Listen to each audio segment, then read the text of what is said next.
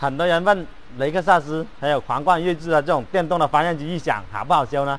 那么这种异响一般都是这一边的异响，这种是很好修的，也是维修起来也是很简单。现在我们来修一下这个异响，这种异响就是里面这个轴套松了，现在我们把它拆下来去车厂加工个来更换。就是这一个小东西啊，我们把它更换了就可以省几千块钱了。装好之后，我们往里面加一些耐高温的进口黄油，记得不能加普通的黄油。打好黄油之后，我们就可以装去了。安装这个也是很简单，很久不干活了，装这个还是需要点力气，还是你们来吧。2个小配件，完美解决问题。关注我，下次告诉你们 VVT 人我们怎么来维修。